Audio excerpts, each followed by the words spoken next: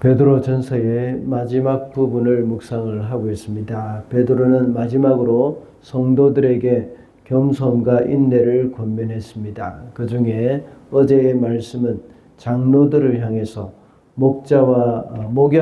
목양자의 자세로 이렇게 사역을 섬겨라고 말을 합니다. 그리고 또 젊은 성도들을 향해서는 겸손하라는 권면을 하고 있습니다. 그리고 믿음의 싸움을 싸워가라고 권면하죠.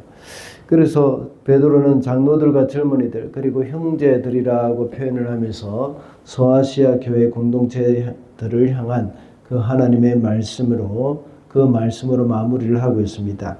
이 말씀을 통해서 우리는 건강한 공동체에 대해서 교훈을 얻을 수가 있습니다. 건강한 공동체에는 양떼의 본이 되는 지도자가 있고 권위에 순종하는 겸손한 성도들이 있다고 했습니다. 그리고 건강한 공동체는 선한 싸움이 있다고 했습니다. 오늘 본문에서 베드로는 고난 중에 있는 성도들을 위로하고 권면하는 마무리를 하고 있습니다. 하나님은 성도를 고난 중에 지켜주실 것이라고 하면서 격려하고 있습니다. 그리고 주의 은혜 안에 굳게 서라고 하면서 로마 교회 성도들에게 기도하고 응원을 하고 있는 것을 우리가 볼 수가 있습니다. 이렇게 함으로써 여기서 주의 은혜 가운데 굳게 서라고 하면서 로마 교회 성도들이 기도하고 있다고 말을 하면서 응원하고 있음을 알려주는 것이죠. 이렇게 함으로 인해서 소아시아의 여러 교회들이 비록 그 당시에 극심한 고난 가운데 있지만 그들은 결코 혼자가 아니며 멀리 있는 베드로와 마가 그리고 많은 로마의 성도들이 문안을 하고 격려를 하고 있다는 것을 말해주고 있는 것입니다. 오늘날도 역시 고난이나 어려움 가운데 빠져있는 성도들이 많이 있지만 서로 격려하고 권면하면서 그 모든 어려움을 잘 이겨나갈 수 있도록 해야 하겠습니다. 그래서 오늘은 서로 격려하라는 제목으로 말씀을 살펴보겠습니다. 먼저 은혜 안에 굳게 설 것을 격려해야 합니다. 12절 말씀입니다. 내가 신실한 형제로 여기는 실로아네의 손을 빌려서 나는 여러분에게 몇 마디 썼습니다. 이로써 나는 여러분을 격려하고 이것이 하나님의 참된 은혜라는 것을 증거합니다. 여러분은 이 은혜 안에 든든히 서십시오.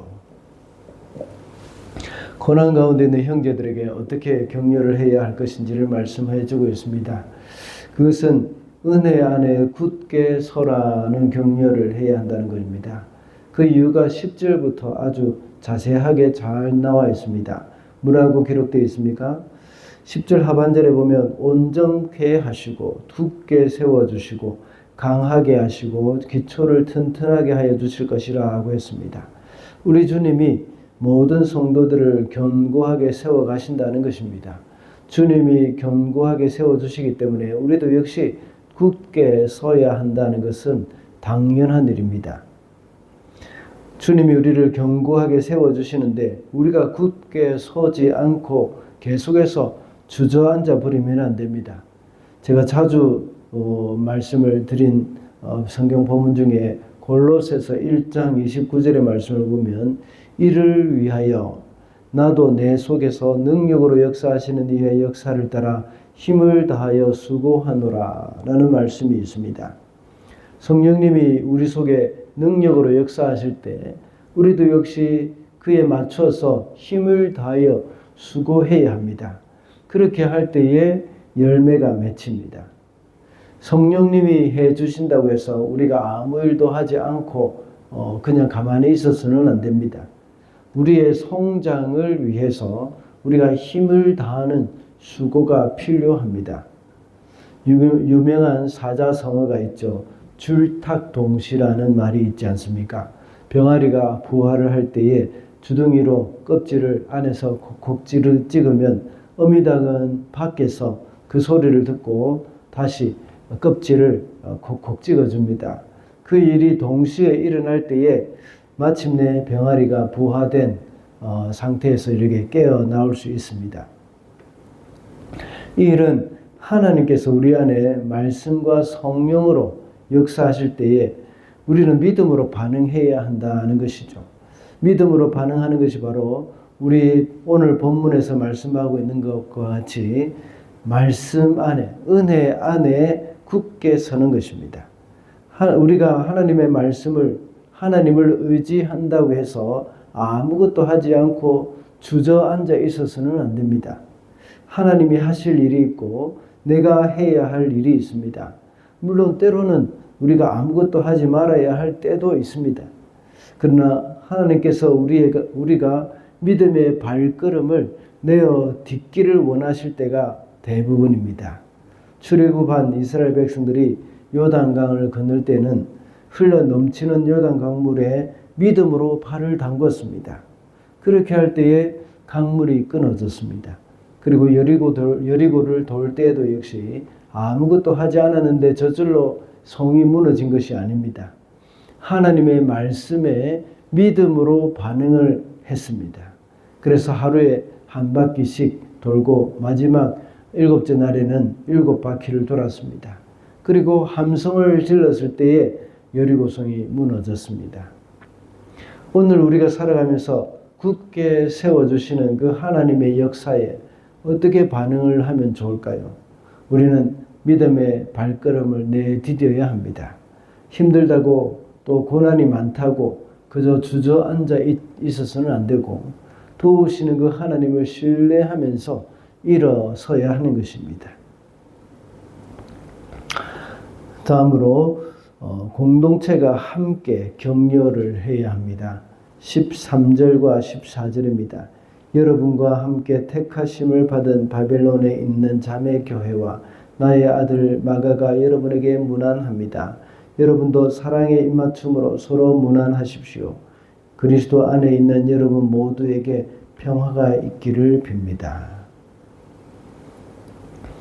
13절에 나오는 바빌론에 있는 자매교회라는 말이 있습니다. 여기서 말하는 바빌론은 실제로 바빌론 지역이 아니라 비유적인 표현으로서 로마를 가리킵니다.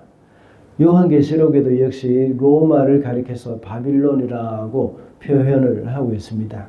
베드로가 말년에 이 서신을 쓸 때에도 역시 그때도 로마에 있었습니다. 거기서 로마에서 서신을 기록한 것이죠.